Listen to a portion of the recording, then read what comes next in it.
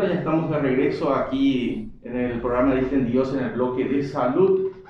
Iniciamos ahora, siendo las 9:06 y ya está conmigo aquí en cabina de radio el doctor Williams Cousirat. Nos trae este apasionante tema, o importante tema, por decirlo así, de la diabetes, donde vamos a recibir una información útil. Entonces te invito a que puedas conectarte allí al Facebook también, puedes darle me gusta, compartir la transmisión, entonces esta transmisión llega a más personas. Está conmigo el doctor Williams. Saludo, ¿qué tal, doctor? ¿Cómo estás? Buen día, Cristian. Estamos de vuelta aquí, presto, listo para hablar de este profundo, interesante tema, complicado a la vez, porque afecta a muchas personas de la población.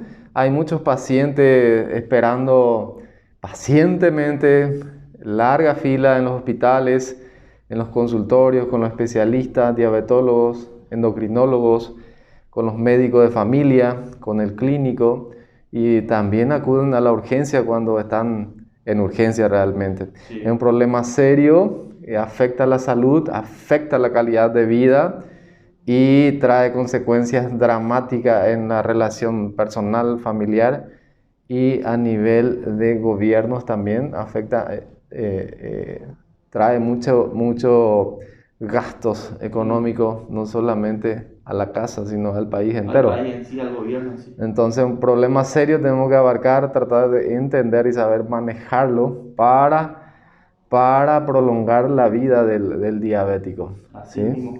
Y la diabetes, que muchas personas no se interiorizan en esto, no profundizan sobre este tema, no así los diabéticos, que ya están con esta enfermedad y empiezan a investigar, a leer, empiezan a informarse más de los tratamientos, allí de los medicamentos. Entonces es importante poder darle esa información a las personas que aún no padecen esta enfermedad. Entonces queremos hablar en esta primera parte, ¿qué es la diabetes en sí, doctor? Diabetes mellitus viene de su nombre porque es dulce, mellitus, miel, y realmente es una alteración metabólico de los carbohidratos, de los hidratos de carbono, del azúcar, de la glucosa o glucemia, como se dice cuando está presente en la sangre. Esa glucemia se eleva y le llamamos hiperglucemia. Entonces trae aparejado la alteración de estos hidratos de carbono que provienen de los alimentos.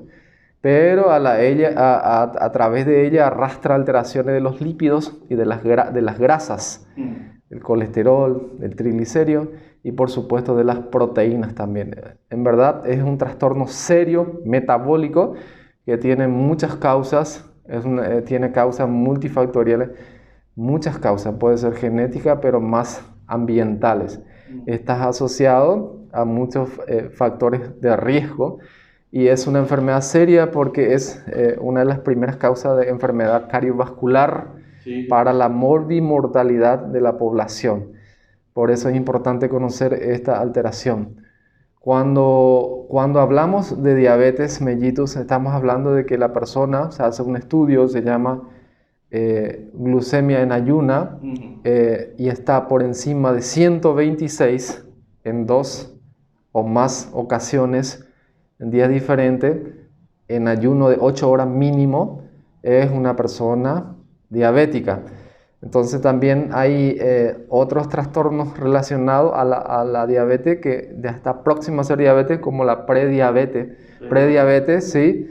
Entonces también está alterado, pero no alcanza el 126 o 200 directamente a cualquier hora en ayuna.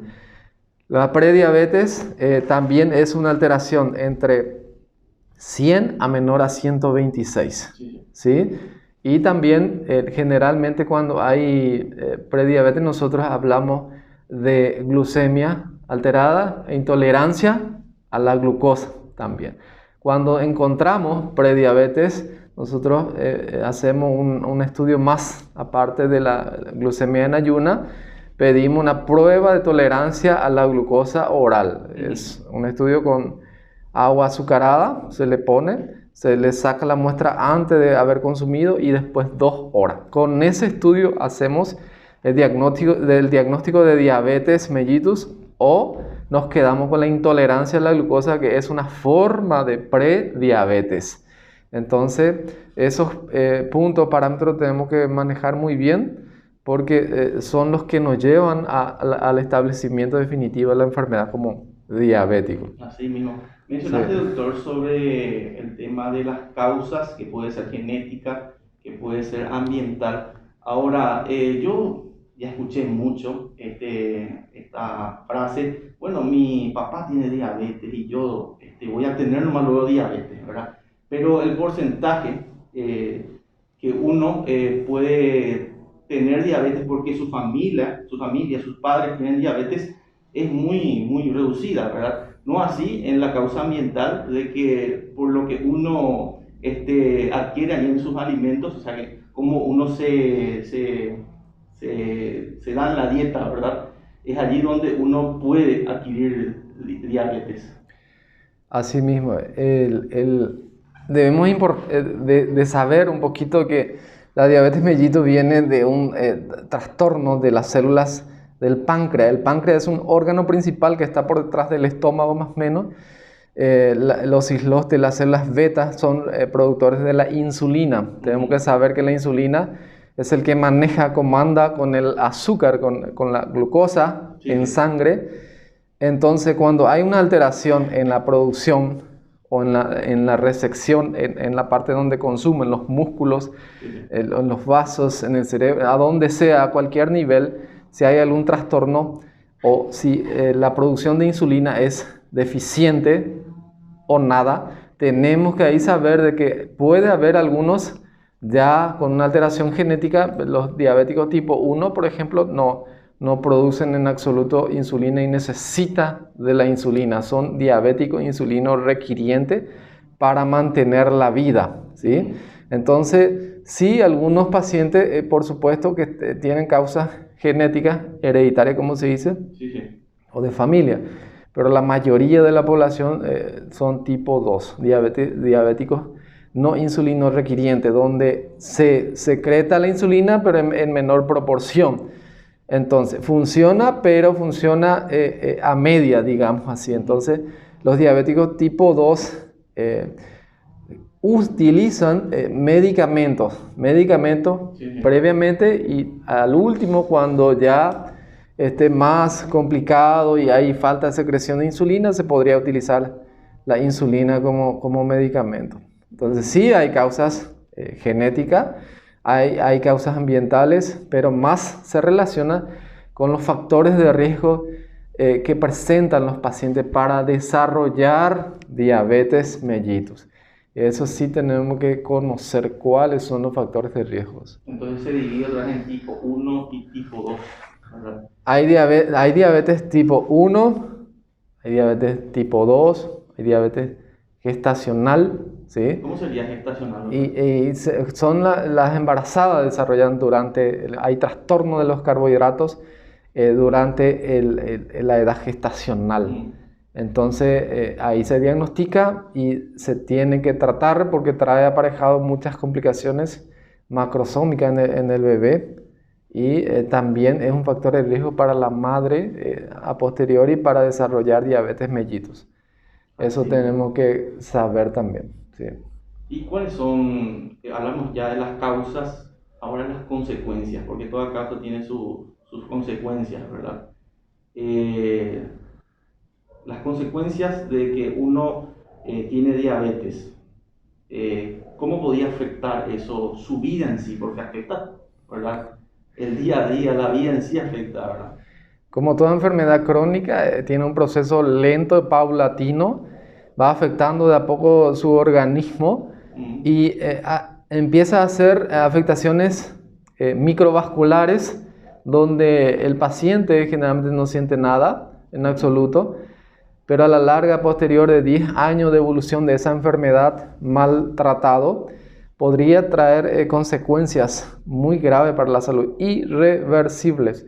Estamos hablando de retinopatía, afectación del ojo, Estamos hablando de nefropatía diabética, es una afectación crónica de los riñones que es irreversible, ¿sí? Es por eso que mucha gente va a diálisis después. Exactamente, exactamente. Cuando hablamos, decimos irreversible porque ya no tiene cura, cuando ya está complicado sus riñones.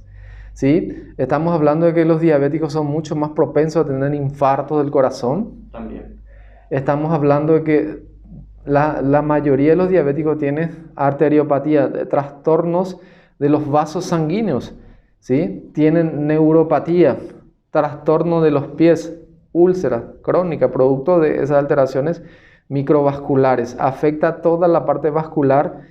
Los diabéticos desarrollan más ACV, ¿sí? Sí, ACV, accidente vascular, cerebrovascular, puede ser isquémico o hemorrágico. Los diabéticos generalmente traen aparejado otra enfermedad como la hipertensión, los trastornos de los lípidos, en el concepto está metido, trastornos a nivel colesterol, triglicéridos, eso ha aparejado todas las arteriosclerosis y por ende a la larga infarto del corazón, cardiopatía isquémica o trastornos cerebrovasculares. O sea que hablar de complicaciones es mucho más. Estamos abarcando algunos temas, pero es mucho más. Afecta la calidad de vida. Sí. Imagínense que el diabético, pasados ciertos años, llega a la amputación. ¿Por qué fue así? ¿Por qué fueron tan crueles con el paciente? Simplemente porque tuvo una úlcera que nunca se curó. Una gangrena, se complicó, se infectó, va subiendo y afecta la pierna y en definitiva no hay nada que hacer, vamos a tener que amputarle. Es un pie diabético complicado, de difícil manejo, y más si el paciente no entiende, sí o sí a la larga la solución es amputarle. Y así son las consecuencias. Imagínese, ese paciente ya no va a caminar, va a ser un gasto, un esfuerzo terrible para la familia. Trae consecuencias dramáticas que el paciente ni se imagina. Y todo con el hecho de no prevenir la aparición de la diabetes mellitus. Cuando se le diagnosticó prediabetes, nunca tomó el tiempo en pensar qué será esto, qué puedo hacer para revertir, qué puedo hacer para que no aparezca diabetes, para que yo no sea diabético. Y esa es una buena pregunta que seguramente la gente que está allí conectada a la radio, al Facebook, quiere saber. ¿Cómo podemos prevenir para no llegar a esta situación? Que el día de mañana seamos diabéticos y nos quieran amputar una pierna, por ejemplo. Suena muy fuerte, sí, pero es la realidad de mucha gente hoy día. Sí.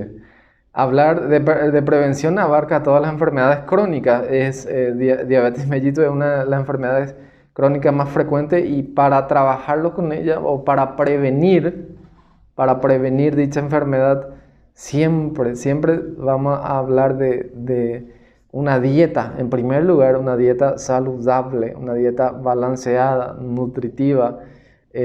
Hablamos de actividad física, ¿sí? Sí o sí. Actividad física, no solamente caminar durante el trabajo, sino apartarlo para hacer actividad física, para juntarlo con la dieta, ¿sí? Una combinación. Sí, exactamente.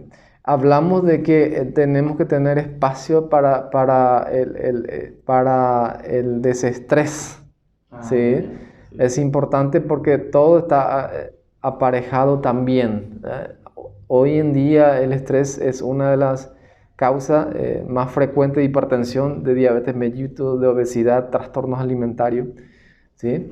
Entonces, hay un conjunto de estilo de vida que se puede modificar. Uno, si ya es obeso, hablamos de obeso cuando el índice de masa corporal, tienen que saber la gente que el índice de masa corporal puede hacer cada uno en su casa. Es sencillo, utilizando su peso y su talla. La división, hasta en tu celular puedes hacer. Hoy en día descargamos aplicaciones para lo que sea. Índice de masa corporal, tu peso sobre la talla al cuadrado o la altura al cuadrado en metros. Si yo tengo 1,70, yo multiplico 1.70 y me sale 3.9. Tengo 70 kilos, 70 menos 3.9 y te sale tu índice de masa corporal. Si está por encima de 24, estamos hablando de sobrepeso. Si está, por ejemplo, te sale en 30, ya estamos hablando de obesidad. Si esta persona ya es obesa, tiene como enfermedad, pues la obesidad es una enfermedad por trastorno alimentario, de su metabolismo, todo lo que sea, hay que ver qué hacemos. Si ya tengo obesidad, grado 1 o grado 2, ¿qué puedo hacer? Mi ejercicio, ¿cómo tiene que ser? Tiene que ser aeróbico, anaeróbico, cuánto tiempo. Tengo que medir mi presión. Tengo que hacer una dieta con nutricionista. Importante. Ya personalizada. No es una dieta cualquiera que ves en internet y, mira vos qué linda dieta. Personalizada, científica y valedera. Y basada en los componentes principales de la dieta. Carbohidratos, lípidos, nutrientes, vitaminas, todo. Y por supuesto agua. Sin faltar agua. Entonces, ¿cómo puedo contrarrestar diabetes mellitus para este obeso? Haciendo un estudio en ayuna de la glucosa. Y no solamente aprovechar y hacer todos los estudios correspondientes, las grasas, el colesterol, el triglicérido. Este paciente debería chequearse su presión del brazo derecho y saber que si está por encima de 140/90, que no sea hipertenso también. Este obeso debería tomar conducta en su vida para prevenir la diabetes, ¿sí? Tomarlo como un estilo de vida, hacer trote, si es sano, saludable todavía, de media hora por día si es posible, o aumentar. La OMS, la Organización Mundial de la Salud, recomienda 150 minutos por semana, repartirlo, más o menos 30 minutos por día, o alcanzar, lo ideal sería alcanzar 1 hora, 3 a 4 veces por semana para repartirlo. Y si el que puede 1 hora por día es espectacular. Nosotros damos tiempo a nuestro celular, damos tiempo a otras personas, damos tiempo a todo, pero también la persona para prevenirlo tiene que dar tiempo a sí mismo haciendo ejercicio, como una lectura saludable de la palabra. También hay que ejercitarse. Hay que tener conocimiento de qué alimento me está perjudicando. Si el paciente gordito tiene interés, pero él no sabía, pero está consumiendo refresco azucarado mucho, 1 litro por día, un ejemplo. Y él piensa que está bien eso. Entonces ahí tenemos que darle conocimiento que no le favorece. Las bebidas azucaradas, refinadas, favorecen más la obesidad, a la aparición de diabetes mellitus a la larga. Y muchas otras conductas de nuestro estilo de vida que muchas veces no queremos modificar, se relaciona con la diabetes. El alcohol, el cigarrillo, algunos vicios, algunas drogas que aumentan los niveles en el metabolismo de los carbohidratos y las grasas, que tenemos que conocer. Así mismo. Entonces, muchas personas asocian la diabetes directamente con el azúcar, ¿verdad? Y hay gente que elimina, ¿verdad?, el azúcar de temprana edad. Otras se cuidan allí con el edulcorante. ¿Vos qué nos aconsejás, doctor? ¿Sería recomendable eliminar totalmente el azúcar, manejarnos con el edulcorante nomás? ¿O algunos de repente solo usan la miel? ¿Cuál sería lo ideal? Si el paciente ya es diabético, el azúcar blanco refinado, igual el marrón, el azúcar orgánico, deberíamos sacar del alimento diario, en desayuno, almuerzo y cena, porque sí o sí obtenemos carbohidratos, azúcar de otros alimentos, ¿sí? Entonces está comprobado, hay estudios científicos que demuestran que cuanto más consumas carbohidratos finos, refinados, azúcar simple, un ejemplo nada más, o azúcar en el jugo que nos gusta demasiado. Si la persona ya es diabético, no le conviene, porque va a hacer un índice glucémico, o sea, va a elevar tanto, después de la comida, pocos minutos después de la comida, que va a necesitar de muchísima insulina. Entonces, eso debemos de entender, de que un paciente diabético no puede. Entonces, está demostrado científicamente también que los edulcorantes no elevan, no hace tanto índice glucémico. No va a elevar tanto tu azúcar después de una ingesta de alimento. Tenemos que saber que hay azúcar fino, azúcar procesado, hay carbohidratos simples y complejos. Hay algunos de los alimentos, por ejemplo, que sí tienen azúcar, pero liberan más lentamente, no hace una aparición brusca de tu insulina o masivamente, entonces le conviene también al paciente. Hay pacientes que no son diabéticos, sí puede consumir azúcar. Acuérdense que el azúcar es importantísimo para nuestro organismo, para nuestro metabolismo. La energía adquirimos del azúcar. Todo el proceso celular a nivel cerebral, todo ocurre gracias al carbohidrato gracias a la glucosa que tenemos en nuestra sangre. Paciente sano, saludable, con actividad física puede consumir, en ningún momento le podemos restringir, sin el abuso, por supuesto.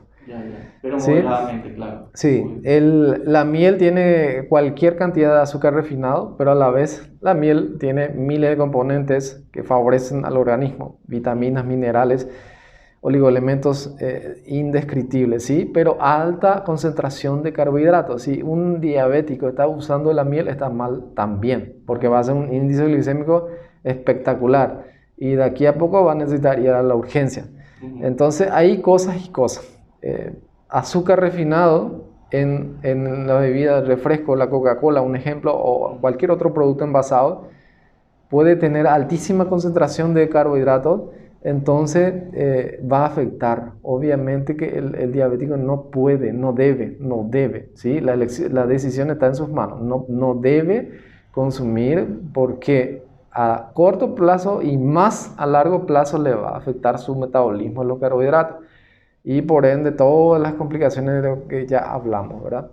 Entonces ahí sí hay que tener mucho cuidado. El edulcorante, por ejemplo el EKGE, es muy bueno, favorece, endulza muy bien y no aporta tanta glucosa en la sangre. O sea, no aporta glucosa en la sangre, es como los azúcares simples, sí. Así mismo. Y hay gente también que elimina la sal, por ejemplo. Por eso conozco a muchos diabéticos que eliminaron totalmente la sal. Y ¿qué vos recomendás a la persona de repente que aún no es diabético? ¿Eliminar la sal estaría bien o solamente moderarlo? La sal también es un componente primordial de nuestro organismo. Necesitamos también de sal para que se equilibre toda nuestra tensión arterial, nuestra frecuencia cardíaca, todo el nivel funcional de la célula también es dependiente del sodio, de la sal. Entonces, nosotros sí restringimos la sal, poca sal para los hipertensos. ¿Sí? Para los que no hipertensos, los pacientes sanos, tampoco normal debería ser el consumo de sal sin exceder. A los pacientes hipertensos, generalmente los diabéticos, sí hay que disminuir la sal también. ¿Por qué? Porque generalmente un diabético sí o sí es hipertenso. Sí o sí está acompañado de hipertensión arterial.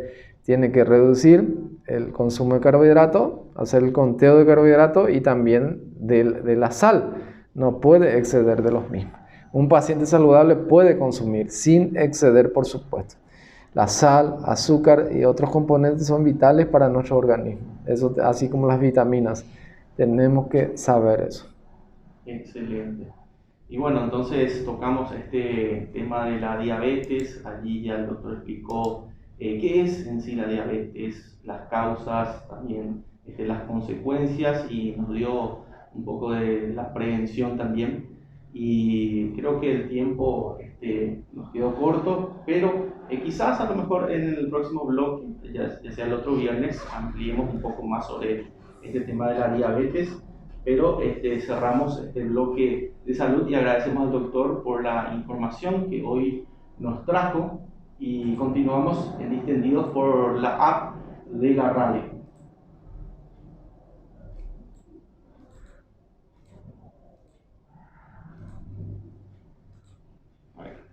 Cortísimo, no hablé nada, es lo que tenía preparado.